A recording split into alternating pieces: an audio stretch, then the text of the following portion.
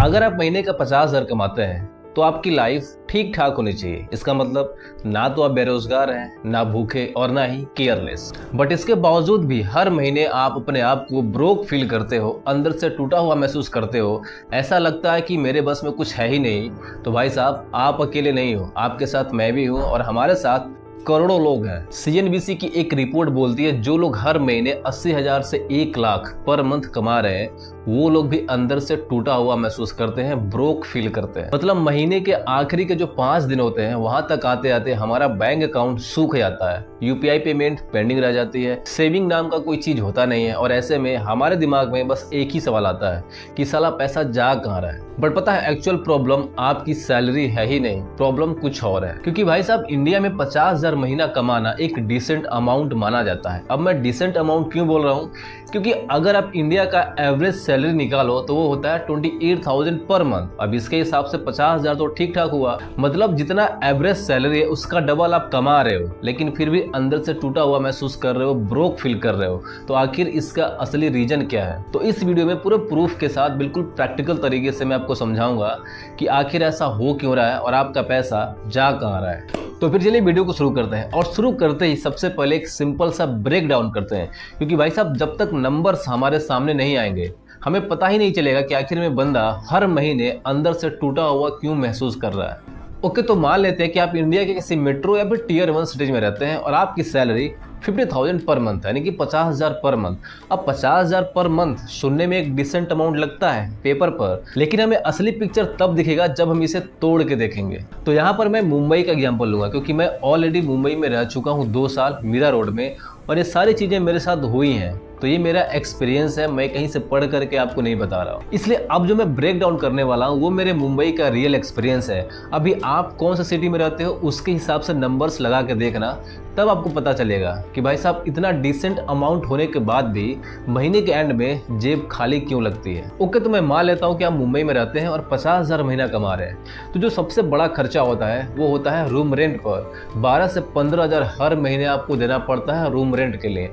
और भाई साहब, सिंगल रूम नहीं मिलता है ना, आपको रूम शेयर करना पड़ता है, मतलब प्राइवेसी के नाम पर 0। और दूसरा खर्चा है खाने का। अगर आप सिंपल खाना भी रखते हो तब भी महीने के 4 से 6,000 चले जाते हैं। और तीसरा खर्चा है ट्रांसपोर्ट का। वैसे तो मुंबई में लोकल ट्रेनें चलती हैं, लेकिन फिर भी कभी कभी कैब लेकर जाना पड़ता है ऑफिस, तो सब मिला जुला के 2 से 3,000 उसमें भी चले जाते हैं। उसके बाद बिजली, रिचार्ज, वाईफाई और भी छोटी मोटी यूटिलिटीज मिला के 2 से 3,000 खा जाती हैं। और इसके बाद आदमी अपना सोशल लाइफ बंद कर नहीं सकता। दोस्तों के साथ आउटिंग हो गया, कपड़े लेना हो गया, या फिर छोटे मोटे फंक्शंस अटेंड करना, अब यहाँ भी 4 से 5,000 चले ही जाते हैं। और ऊपर से भाई साहब 70% लोग किसी ना किसी ईएमआई में फंसे होते हैं। या तो फोन का लोन चल रहा होता है या फिर बाइक का लोन चल रहा होता है। मतलब 3 से 4,000 रुपए वहां भी फिक्स है। अब इसके बाद घर वालों को भी सपोर्ट चाहिए, भले से ही 5,000 का ही हो, लेकिन करना पड़ता है। अब जरा टोटल एक्सपेंस ऐड करते हैं, महीने का कितना होता है, तो ये हो जाएगा आपका 40 से 45,000 रुपए पर मंथ। ऐसा ही हवा में उड़ गए भाई। बचा कितना? 5 to 10,000 रुपीज। अब बताओ, इतने में बंदा इन्वेस्टमेंट करे, फ्यूचर बनाए, या फिर इमरजेंसी फंड बनाए, या फिर अगली सैलरी के आने तक सरवाइव करे, क्या करे? और भाई साहब, यही रीजन है कि लोग पे चेक टू पे चेक जीने पर मजबूर हो रहे हैं, अंदर से टूटा हुआ महसूस कर रहे हैं, ब्रोक फील कर रहे हैं। क्योंकि जो सैलरी होती है ना, वो सिर्फ पेपर पे देखने में अच्छी लगती है, रियल लाइफ में नहीं। आरबीआई रिपोर्ट्स और फाइनेंशियल डाटा दिखाता है कि हाउस होल्ड डेट लगातार बढ़ रहा है और फाइनेंशियल ईयर 2024 के अराउंड 40% जीडीपी के पास पहुंच गया था। मतलब भाई साहब, लोग अपने इनकम से नहीं, लोन लेकर के अपने खर्चे पूरा कर रहे हैं। मतलब जिस स्पीड से आपकी इनकम बढ़ रही है उसके 10 गुने स्पीड से आपके खर्चे बढ़ते जा रहे हैं। भाई साहब, 90s में मिडिल क्लास की लाइफ बहुत सिंपल थी। सैलरी आई, राशन लिया, घर चलाया, थोड़ा सा पैसा बचा के रख लिया। लेकिन आज की डेट में गेम उल्टा हो गया है। अब जैसे ही सैलरी आता है, पैसा सबसे पहले जाता है EMI, subscription, Swiggy, Zomato, cab हो गया, फोन अपग्रेड हो गया, या फिर वीकेंड आउटिंग में चला जाता है। और ये सारी चीजें लोगों को लग्जरी नहीं लगती है, नॉर्मल लगती है, और यही सबसे बड़ा ट्रैप होता है। देखो, वर्ल्ड बैंक के कंजम्पशन डाटा और अर्बन स्पेंडिंग ट्रेंड्स दिखाते हैं कि इंडिया में अर्बन हाउस होल्ड का जो कंजम्पशन ग्रोथ है इनकम से फास्ट हो रहा है। सिंपल समझो, अगर आपकी सैलरी 5,000 बढ़ी तो जो महंगाई है वो 7,000 से लेकर के 10,000 के बीच में बढ़ जाती है। बस यही मतलब है। इसीलिए आदमी सोचता है कि यार मेरी सैलरी भी बढ़ गई है और अच्छा खासा पैसा भी कमा रहा हूँ, फिर भी मेरा पैसा बच क्यों नहीं रहा।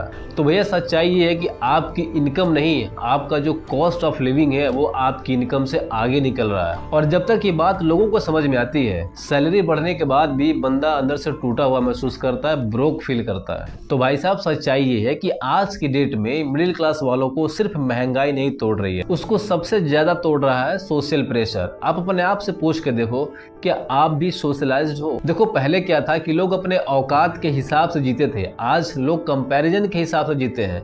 सुबह उठते ही फोन उठाते हैं, इंस्टाग्राम खोलते हैं, देखते हैं कि यार वो बंदा गोवा में घूम रहा है, बाली का ट्रिप कर रहा है, नया आईफोन ले रहा है, कैफे में बैठ के 600 रुपए की कैपेचिनो पी रहा है। अब ये सब चीजें देख के सामने वाले का मन भी कर देता है सारी चीजें करने को। अगर मैं आपसे पूछूं कि भाई साहब आप मुझे ये बताइए कि आप फोन क्यों बदलते हैं, आप में से 90% लोग बोलेंगे कि भाई साहब फोन पुराना हो गया है, फोन खराब हो गया है। गलत।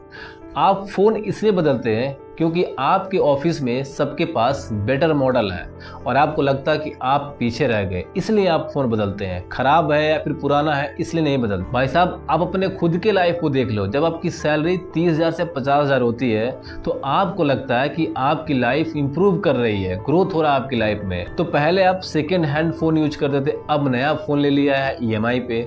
पहले आप पीजी में रहते थे, अब बेटर रूम ले लिया है। पहले आपका बस से आना जाना होता था, अब आप कभी कभी कैब ले लेते हो। तो आपको अंदर से ऐसा फील होता है कि आपकी life day by day improve कर रही है।